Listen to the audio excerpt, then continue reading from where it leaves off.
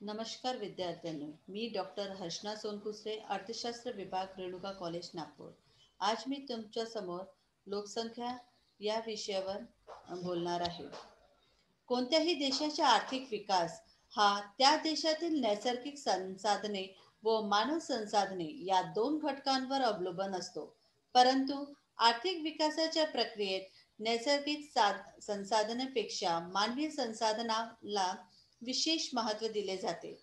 त्यांचे कारण असे की नैसर्गिक संसाधने निर्जीव व निष्क्रिय असतात, तर मानवी संसाधने सजीव व सक्रिय असतात.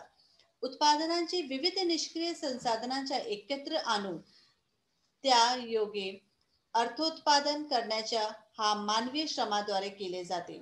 म्हणून कोणत्याही देशातील मानवी संसाधने ज्या प्रमाणात नैसर्गिक संसाधनाला राबून घेतात, त्याच प्रमाणावर त्या देशाचा आर्थिक विकास होतो.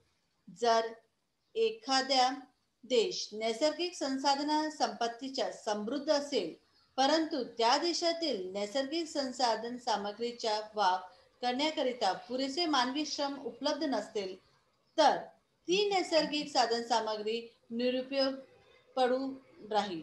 म्हणून कोणत्याही देशाच्या आर्थिक विकासासाठी नैसर्गिक साधन सामग्री बरोबर पुरेशी मानवी श्रमशक्ती हे पण उपलब्ध असणे आवश्यक आहे. आता लोकसंख्या संक्रमणाचे सिद्धांत हे काय आहे पाहूया. लोकसंख्या संक्रमणाच्या सिद्धांतामध्ये आपण देशाच्या आर्थिक विकासाच्या लोकसंख्येच्या वाढीवर काय परिणाम होतो ते सांगितलेलं आहे. या सिद्धांतानुसार जसा जसा देशाचा आर्थिक विकास होतो तसा तसा जन्म व मृत्यू दरात बदल घडून येतो आणि हे बदल तीन अवस्थेत आपल्याला दिसून येत आहे. पहिला प्रथम अवस्था, द्वितीय आणि तृतीय अवस्था. आता प्रथम अवस्था म्हणजे नेमका काय? ही अवस्था विकास पूर्वीची अवस्था असं म्हणतो. हा अविकसित राष्ट्रामध्ये आढळून येतो. या अवस्थेमध्ये जन्मदर व मृत्यूदर या दोघांचे प्रमाण जास्त असते. जन्मदरात जास्त असण्याची अनेक कारणे आहे. अल्पवयात लग्न होणे, लग्न करण्याची सार्वत्रिक प्रथा असणे, शिक्षणाचा अभाव असणे, धार्मिक श्रद्धा, निष्क्रिय राहणीमान इत्यादी गोष्टीमुळे जन्मदराचे प्रमाण आपल्याला जास्त दिसून येते. या अवस्थेमध्ये अनेक कारणे आपल्याला दिसून येते, ज्याच्यामध्ये मृत्यूदर पण जास्त आहे. जसं सकस व पर्याप्त आहार न भेटणे, दुष्काळाची स्थिती असणे, स्थायी रोग, रोगराई, महामारी, वैद्यकीय सोयीचा अभाव इत्यादीमुळे जन्म दर जितका जास्त आहे तितकाच मृत्यू दर पण या प्रथम अवस्थेमध्ये आपल्याला दिसून येतात. आता द्वितीय अवस्था, देशात आर्थिक विकासाची सुरुवात झाल्यानंतर ज्यावेळी देशाचा थोडाफार विकास होतो त्यावेळी ही अवस्था अस्तित्वात येते. या अवस्थेला अर्धविकसित देशांमध्ये आपल्याला आढळून येते. अत्यधिक जन्मदर आणि घटत्या मृत्यूदर या द्वितीय अवस्थामध्ये आपल्याला दिसून येतात.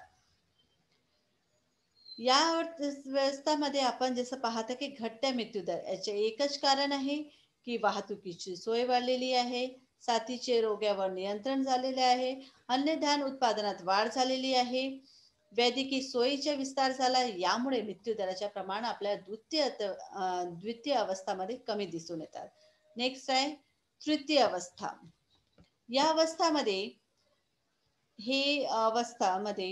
आर्थिक विकास पर्याप्त झालेला आपल्याला दिसून येते. विकसित देशांमध्ये हे घटक आपल्याला दिसून येतात. तृतीय अवस्थामध्ये घटत्या जन्मदर आणि घटत्या मृत्यूदर असतात.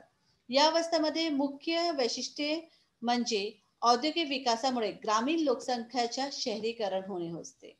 शहरीकरणामुळे लोकसंख्येचे विचारसरणी बराच बदल होतो. अधिक अत्यधिक प्रमाणावर जन्मदर कमी होऊ लागतात. याशिवाय विकसित राष्ट्रांमध्ये शैक्षणिक सोयीची उपलब्धता, लहान कुटुंब पद्धती इत्यादी कारणामुळे आपल्याला तृतीय अवस्थामध्ये घट्ट जन्मदर आणि घट्ट मृत्यूदर दिसून येतात. यानंतर आपण पाहूया की भारतातील लोकसंख्येच्या वाढीची कारणे काय आहे. 20व्या शतकात भारताची लोकसंख्या वेगाने वाढलेली आहे. लोकसंख्या वाढीचे दर म्हणजे जन्मदर आणि मृत्यूदर यातील अंतर होय. भारतात एका बाजूने जन्मदर बराच अधिक आहे, तर त्यात घट जरी झाला तरी ती सावकाश होत आहे. दुसऱ्या बाजूने मृत्यूदर वेगाने घटत आहे.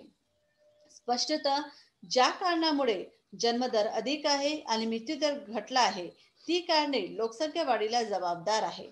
अशा प्रकारे भारताची लोकसंख्यातील वेगाने झालेले वाढीचे जबाबदार असलेल्या कारणाचे अध्ययन पुढील 2 गटात आपण करण्यात येतो. आता आपण पाहत आहे की अत्यधिक प्रमाणावर जन्मदर झाले तर त्याच्या आपल्या अर्थव्यवस्थावर कोणते परिणाम दिसून येत आहे. याआधी आपण सगळ्यात आधी पाहू की अधिक जन्मदराचे कारण काय आहे. सगळ्यात महत्वाचे कारण म्हणजे बालविवाह. भारतात बालविवाहाची प्रथा बरीच पुरातन काळापासून दिसलेली आहे. प्रत्येक याच्यामध्ये आपण हळूहळू निर्मूलन होत आहे, आपण असं दिसून येत आहे. अनेक वर्षापर्यंत भारताची स्त्रियांची विवाह सरासरी वय 13 वर्ष होती आणि पुरुषांची 18 वर्ष होती, ज्यामुळे जन्मदराचे प्रमाण आपल्याला जास्त दिसून येत आहे. परंतु 2001 पासून एक नियम काढण्यात आला. त्या नियमानुसार स्त्रियांची आयु वर्ष 18 आणि पुरुषांची 22 वर्ष ठरवण्यात आली आहे. या सुधारित होऊन पुरुषांचे विवाह सारणी वयात वाढ झालेली आहे. बालविवाहामुळे स्त्रियांच्या पुरुषांच्या प्रजनन काळ वाढतो, त्यामुळे कौटुंबिक जन्म घेण्याचे शिशुंची संख्या जास्त प्रमाणावर वाढून दिसून येत आहे. नेक्स्ट आहे एकत्र कुटुंब पद्धती. भारतात अनेक वर्षापासून एकत्र कुटुंब पद्धती अस्तित्वात असते. एकत्र कुटुंब पद्धतीमुळे शिशुंची संगोपनाची व आर्थिक जबाबदारीचे एकट्या जन्म द्यायच्या पालकांवर पडत नाही. तर त्यामुळे शिशुला जन्म देणारे पालकांची जबाबदारी फारशी जाणवत नाही. त्यामुळे शिशुचे जन्मदराची वाढ खूप जास्त होते. नेक्स्ट आहे विवाहाची अनिर्वयता. भारतीय समाजात विवाह अनिर्वय मानला जातो, क्योंकि अविवाहित राहणाऱ्यांना तिरस्कार उपेक्षाची भावनाने पाहिला जातो. समाजात प्रतिष्ठा त्यांची कमी होते. त्यामुळे आपली समाजाची प्रतिष्ठा जपविण्यासाठी भारतीय समाजातील स्त्रियांना विवाह करणे आवश्यक असतात. नेक्स्ट आहे धार्मिक समजुती. विवाहित स्त्री पुरुषांना मुले असले पाहिजे अशी धार्मिक समजुती असतात. त्यामुळे मुले नसलेल्या स्त्रियांना पुरुषांना समाजात हीन भावनेने पाहिला जातो. त्यामुळे सपाटेने मुलं झाले पाहिजे, त्यामुळे लोकसंख्या कंटिन्यू वाढत जाते. नेक्स्ट आहे हवामान आणि भौतिक वातावरण. भारतीय हवामान उष्ण व कोरडे असल्यामुळे भारतीय स्त्री पुरुषांचे प्रजननासाठी आवश्यक परिपक्वता लवचिक असतात आणि लवकर परिपक्वता प्राप्त झाल्यामुळे हे जे जन्मदरचे प्रमाण आहे ते जास्त वाढलेले आपल्याला दिसून येतात. नेक्स्ट आहे दारिद्र्य. भारतात निर्धनतामुळे जन्मदरात बराच जास्त असलेला दिसून येत आहे. साधारणतः असं दिसून येते की दारिद्र्य कौटुंबिक अधिक शिशु जन्म घेतात आणि अशा दारिद्र्य कुटुंबाचा आकार मोठा असतो. शिवाय अशा दारिद्र्य कुटुंबांना मनोरंजनाची वैकल्पिक साधने उपलब्ध नसल्यास तर विवाह व प्रजनन या बाबतीत ते सतर्क राहू शकत नाही. नेक्स्ट आहे अशिक्षितपणा व अज्ञान. भारतात सापेक्षतेने प्रमाण बरेच कमी आहे आणि स्त्रियांमध्ये हे प्रमाण बरेच कमी असलेले दिसून येत आहे. अशिक्षितपणामुळे लोक अंधविश्वासून मधून जातात, त्यामुळे ही संख्या जास्त वाढलेली आपल्याला दिसून येते. नेक्स्ट आहे निम्न जीवनमानाची पातळी. सर्वसामान्यपणे भारतीयांची राहणीमानाची पातळी इतकी खाली असते की ते कुटुंब वाढले तरी त्यांना फारशी काळजी वाटत नाही. कुटुंबात जन्म घेतलेले मुलं लहान वयात अर्थोपार्जन करू लागतात, ज्यामुळे कुटुंबातील बालकांची संख्या वाढलेली कुटुंब अर्जनासाठी, त्यामुळे जन्मदर कंटिन्यू वाढत जाते. नेक्स्ट आहे स्वतंत्रपूर्व काळात लोकसंख्या विषयक धोरणाचा अभाव. स्वतंत्रपूर्व काळामध्ये ब्रिटिशच्या राज्य होता, त्यावेळेस लोकसंख्या विषयी कोणतेही धोरण नव्हते. संख्या समस्याची त्यांची दखल घेतलेली आढळत नाही. एक प्रकारे ब्रिटिश सरकार व प्रश्नसंबंधी उदासीनता आपल्याला याच्यामध्ये जास्त दिसून येत आहे. नेक्स्ट आहे कुटुंब नियोजन कार्यपद्धतीला लोकांची उदासीनता. स्वतंत्र काळातील भारत सरकारने लोकसंख्या प्रश्नाकडे लक्ष देऊन कुटुंब नियोजनाचे राबविण्याचा प्रयत्न केला आहे, परंतु कार्यक्रमाविषयी लोकसंख्येमध्ये उदासीनता, विशेषतः ग्रामीण क्षेत्रात या कार्यक्रमाला लोकांच्या पुरेशा प्रतिसाद भेटला नाही, ज्यामुळे लोकसंख्येचा दर जास्त वाढलेले आपल्याला दिसून येते. यानंतर आपण पाहूया की मृत्यू दरात वेगाने घट होण्याचे काय कारण आहे. पहिला आहे दुष्काळाच्या निवारण. 1920 नंतर दुष्काळाचे प्रभावीपणे नियंत्रण केले गेले. या नियंत्रणाच्या पुढे कारणामुळे आपण जसं पाहूया की पाणी पुरवठ्याची सोय उपलब्ध होणे, अन्नधान्यात वाढ झाली आहे, दुष्काळाच्या भागात अन्न पुरवठा, वाहतुकीची सोय इत्यादी कारणामुळे मृत्यूदर वेगाने घट होत आहे. नंतर आहे साथीचे रोगांचे नियंत्रण. भारतात प्लेग, कॉलेरा, डेंगू, मलेरिया इत्यादी असे मोठे मोठे जे साथीचे रोग आहे, या रोगांच्या मोठ्या प्रमाणात जीवनवाहिनी होत असल्यामुळे ही लोकसंख्या कंटिन्यू वाढत चाललेली आहे. नंतर आहे आरोग्य विषयक सोयींची विस्तार. स्वतंत्रता काळात भारताचे ग्रामीण देखील आरोग्य विषयक सोयीचे विस्तार झालेला आहे. ग्रामीण भागात प्राथमिक आरोग्य स्तर असल्यामुळे लोकांना आपल्या राहत ठिकाणून स्वास्थ्य सेवा उपलब्ध असल्यामुळे मृत्यूदराचे प्रमाण कमी आपल्याला दिसून येत आहे. नेक्स्ट आहे प्रसूती संबंधी सोयीची उपलब्धता. स्वतंत्रता काळात प्रसूती संबंधी सोयीची उपलब्ध झालेली आहे.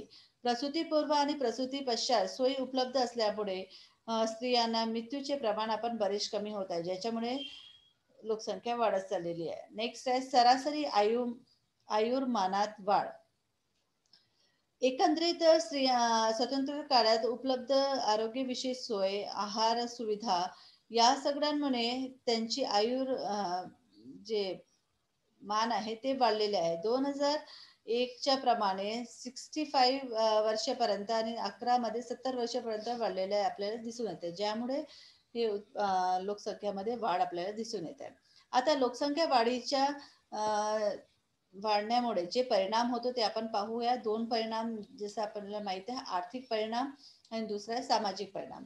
आर्थिक परिणामामध्ये पहिला आहे बेकारीत वाढ.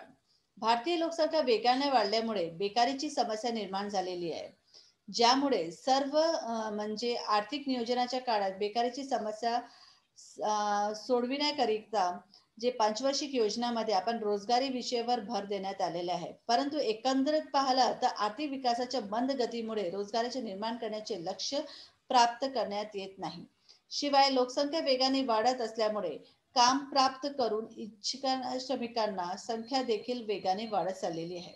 नेक्स्ट आहे शेतीवरील भारात वाढ. भारतातील वाढत्या लोकसंख्येमुळे शेतीवरील लोकसंख्येचे भार वाढलेले आहे. देशातील शेत जमिनीचे अधिकांश भाग देशातील लोकसंख्या अन्नधान्याची गरज भागविण्यासाठी अन्नधान्यासारख्या उत्पादनासाठी वापरला जातो. अजूनही शेती जमिनीचे 70% अन्नधान्याचे उत्पादनासाठी वापरले जात आहे. त्यामुळे व्यापारी शेतमालाचे उत्पादन देशात वेगाने वाढत नाही. शिवाय लोकसंख्या वेगाने वाढत असताना कृषी योग्य भूमीचे क्षेत्रफळ जवळजवळ स्थिर आहे. यामुळे ग्रामीण क्षेत्रात भूमीच्या विभाजनाची आणि अपहरणाची समस्या निर्माण झालेली आपल्याला दिसून येत आहे.